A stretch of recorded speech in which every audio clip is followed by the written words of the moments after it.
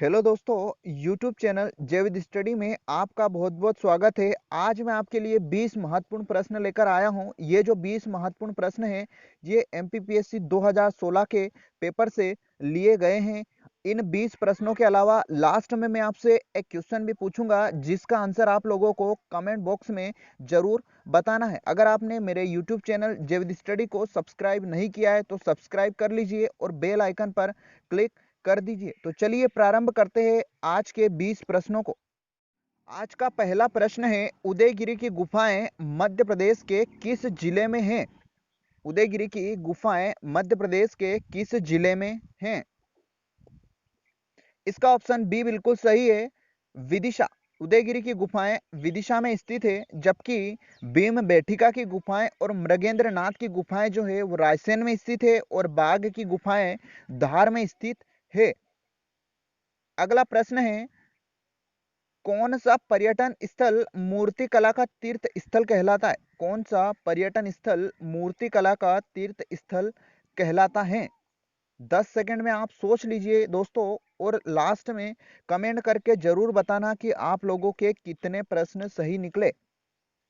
इसका answer option B है, खजुराहो। खजुराहो जो है इसको मूर्तिकला का तीर्थ स्थल कहा जाता है। खजुराहो में कई मंदिर है जिनका निर्माण 10वीं शताब्दी में चंदेल वंश के शासकों ने कराया था। याद रखिए, कई बार ये क्वेश्चन पूछा जा चुका है कि खजुराहो में जो मंदिर है उनका निर्माण किस वंश के शासकों ने कराया।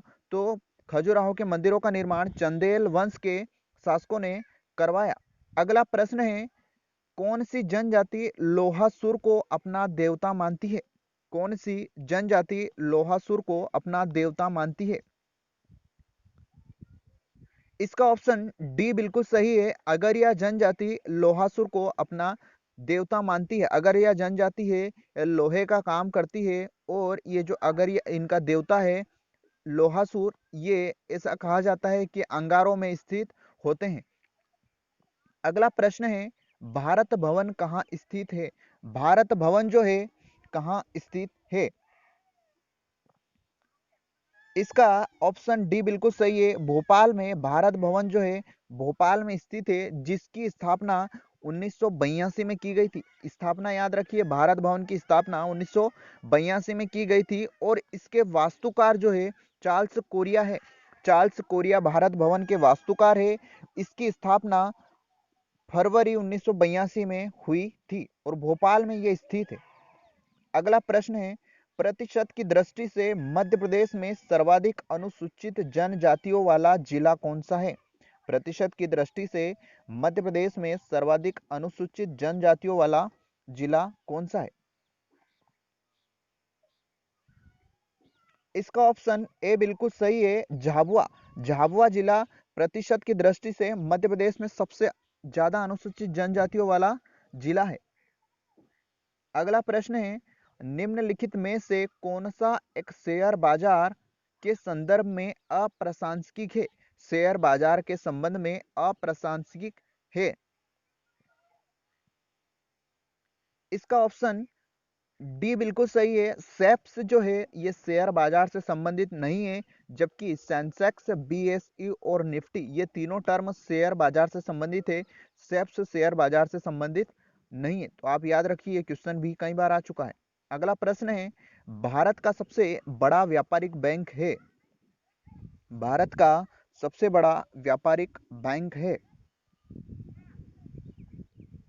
इसका ऑप्शन बी बिल्कुल सही है, state bank of India. SBI जो है भारत का सबसे बड़ा व्यापारिक बैंक है, जिसका राष्ट्रीयकरण 1955 में हुआ था। आप याद रखिए, एसबीआई का राष्ट्रीयकरण 1955 में हुआ था और ये भारत का सबसे बड़ा व्यापारिक बैंक है।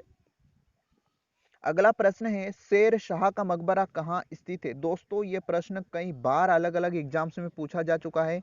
आप इन प्रश्नों को, मैं केवल ये नहीं बोल रहा हूँ कि शेर शाह वाला ही प्रश्न आपके लिए इम्पोर्टेंट है। जितने भी मैं आपको प्रश्न करवा रहा हूँ ये प्रश्न आपके लिए सभी प्रतियोगी परीक्षाओं के लिए बहुत ही महत्वपूर्ण है, तो आप इनको बिल्कुल अच्छे से पढ़ लीजिए। इसका ऑप्शन ए बिल्कुल सही है, सासाराम जो बिहार में स्थित है, यहाँ पर शेर शाह सूरी का मकबरा है। तो याद रखिए, शेर शाह सूरी का मकबरा सासाराम बिहार में स्थित है। अगला प्रश्न है, भूतापीय ऊर्जा पर आधारित मणिकरण विद्युत संयंत्र किस राज्य में अवस्थित है? भूतापीय ऊर्जा पर आधारित मणिकरण विद्युत संयंत्र किस राज्य में अवस्थित है? इसका ऑप्शन ए बिल्कुल सही है, अरुणाचल प्रदेश। अरुणाचल प्रदेश में ये भूतापीय ऊर्जा पर आधारित मणिकरण विद्युत ऊर्जा संयंत्र है। अगला प्रश्न है, मध्य प्रदेश की उत्खात भूमि वेटलैंड परिणाम है। मध्य प्रदेश की उत्खात भूमि वेटलैंड परिणाम है। इसका ऑप्शन ए बिल्कुल सही है, अवनालिका अपर्दन का। अवनालिका अपर्दन ये एक मिट्टी का कटाव होता है जो मध्य प्रदेश के भिंड और मुरैना जिले में मुख्य रूप से देखा जाता है। चंबल नदी में ये होता है, चंबल नदी के कारण होता है। जब चंबल नदी का बहाव तेज आता है तो मिट्टी का कटाव हो जाता है, जिसके कारण उत्खात भूमि या वेटलैंड भूमि उत्पन्न होती है, जो अवनालिका अपर्दन कहलाता है। आप इसको अच्छे से पढ़ लीजिए। अगला प्रश्न है, भारत में केंद्रीय गंगा प्राधिकरण की स्थापना कब की गई थी? भारत में केंद्रीय गंगा प्राधिकरण की स्थापना कब की गई थी?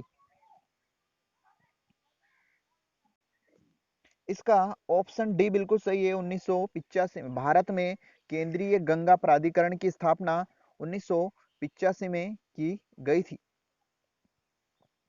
अगला प्रश्न है, साइलेंट वैली परियोजना निम्नलिखित में से किस राज्य में संबंधित है? साइलेंट वैली निम्नलिखित में से किस राज्य से संबंधित है? साइलेंट वैली अर्थात जिसको शांत घाटी कहा जाता है, ये केरल राज्य से संबंधित है। इसका ऑप्शन सी बिल्कुल सही है, साइलेंट वैली परियोजना केरल राज्य से संबंधित है। Option C. अगला प्रश्न है, भारत की स्वर्णिम चतुर्भुज योजना जोड़ती है। भारत की स्वर्णिम चतुर्भुज परियोजना जोड़ती है। इसका ऑप्शन ए बिल्कुल सही है, दिल्ली, मुंबई, चेन्नई, कोलकाता। ये जो भारत की स्वर्णिम चतुर्भुज योजना है, भारत के 4 प्रमुख महानगरों को जोड़ती है, जिसमें दिल्ली, मुंबई, चेन्नई और कोलकाता प्रमुख है। अगला प्रश्न है, आलू है एक आलू निम्न में से क्या है? आलू जो है एक प्रकार का कंद है। ऑप्शन सी बिल्कुल सही है, कंद। आलू एक प्रकार का कंद है। अगला प्रश्न है, कौन सी गैस नोबल गैस कहलाती है? कौन सी गैस नोबल गैस कहलाती है? इसमें ऑप्शन सी बिल्कुल सही है, हीलियम। हीलियम जो गैस है वो नोबल गैस कहलाती है। याद रखिए, हीलियम निष्क्रिय गैस होती है जो कि नोबल गैस कहलाती है। अगला प्रश्न है, मानव शरीर में सबसे बड़ी ग्रंथि है। मानव शरीर में सबसे बड़ी ग्रंथि है। इसका ऑप्शन बी बिल्कुल सही है, यकृत। मानव शरीर में सबसे बड़ी ग्रंथि यकृत होती है। यकृत, मानव शरीर की सबसे बड़ी ग्रंथि यकृत। अगला प्रश्न, स्तनधारियों में श्वसन होता है। स्तनधारियों में श्वसन होता है। ऑप्शन डी, फुफ्फुस फेफड़ों द्वारा। फुफ्फुस या फेफड़ों द्वारा स्तनधारियों में श्वसन होता है, जबकि जो मछलियां होती है उनमें क्लोम द्वारा श्वसन होता है। याद रखिए, मछलियों का क्लोम द्वारा श्वसन, जबकि स्तनधारियों में फेफड़ों द्वारा। अगला प्रश्न है, सिरका का रासायनिक नाम है। सिरका जो है इसका रासायनिक नाम एसिटिक अम्ल है। ऑप्शन ए बिल्कुल सही है, सिरका का रासायनिक नाम एसिटिक अम्ल है, एसिटिक एसिड। अगला प्रश्न है, मायोपिया किस अंग का दोष है? मायोपिया किस अंग का दोष है? तो मायोपिया जो है वो नेत्र का रोग है। मायोपिया जो होता है निकट दृष्टि दोष के कारण होने वाला नेत्र से यानी कि आंख से संबंधित एक रोग है। इस रोग को दूर करने के लिए अवतल लेंस का प्रयोग किया जाता है। तो आप याद रखिए, मायोपिया नेत्र या आंख से इसका संबंध होता है। निकट दृष्टि दोष जिस व्यक्ति को होता है उसको मायोपिया रोग होता है और इस रोग को दूर करने के लिए अवतल लेंस का प्रयोग किया जाता है। किस लेंस का? अवतल लेंस का प्रयोग किया जाता है। लास्ट प्रश्न है आज का, निम्न में से कौन सी एक ऊष्मा की इकाई नहीं है? निम्न में से कौन सी एक ऊष्मा की इकाई नहीं है? इसका ऑप्शन डी बिल्कुल सही है, वाट। वाट जो है वो ऊष्मा की इकाई नहीं है, जबकि कैलोरी, किलो कैलोरी और किलो जूल ये तीनों ऊष्मा की इकाई है। वाट जो है ये शक्ति की इकाई है।